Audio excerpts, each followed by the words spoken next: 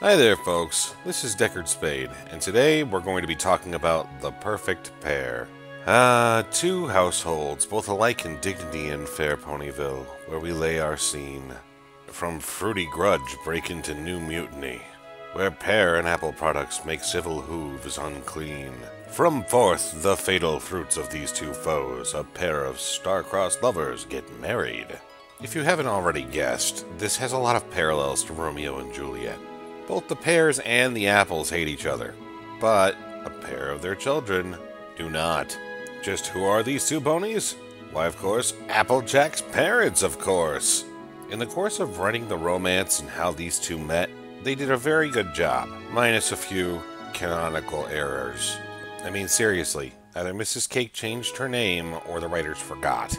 After Apple Bloom meets Grandpear, she decides to find out more about her family with her siblings. And this is a good angle to do this from, because, well, they're not around anymore. They don't outright say that the parents are dead, but they say that the family needs to get the information from their friends. And they're not introducing that many new characters. The fact that they go back to the family historian, Mrs. Cake, and Mayor is a nice touch. I also like Burnt Oak's design. That country rancher kind of feel.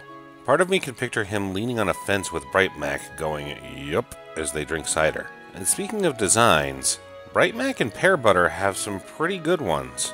Not only do you see some of the genetic traits that got passed off between the two of them, you also see their personalities play off of one another, cracking jokes and often making the best of a bad situation between their families. This is also where you seem to see a repeated lesson, though.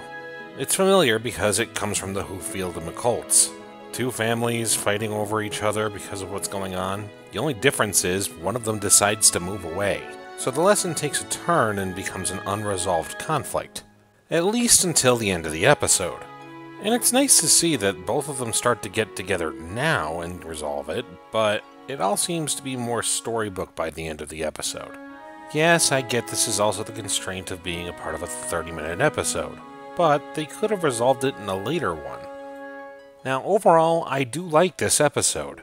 It has a natural flow to the conversations that take place, and it uses many characters, new and old, to tell the story. But the episode also glances over why the apples and pears are fighting with one another. It seemed to be more of a competition that went sour. Grandpear and Granny Smith both had problems with one another, and it wasn't so much a resolved issue as much as the damage was done, let's just move on. Sure, they forgave each other, and it's a nice lesson to let people know that family should be there for one another. As well, it also shows that not every problem gets solved. I'm just hoping in future episodes that they haven't ironed out all the wrinkles from this convenient ending. We could probably get a good episode of conflict resolution between Grandpear and Granny Smith. As well, I still want to find out what happened to Bright Mac and Pear Butter. They end the episode with their marriage, and yeah, it was nice that they got married. We got Big Mac, Applejack, and Apple Bloom because of that. Was it an accident? Did they just disappear and never return? Pretty sure that the writers confirmed that they passed on. But yeah, death in a children's show is not something that you can easily explain. But there may be creative solutions to make a great story that could revolve around that arc. While this episode does give us some answers and shows us their parents, it doesn't answer all of the questions. And that's fine, as long as they plan to revisit it. And we might get that much, considering Big Mac was asking about getting more stories from Burnt Oak. Here's hoping. At any rate, what did you guys think about the episode? Don't be afraid to say something in the comments below. And as always, thanks for staying a while to listen.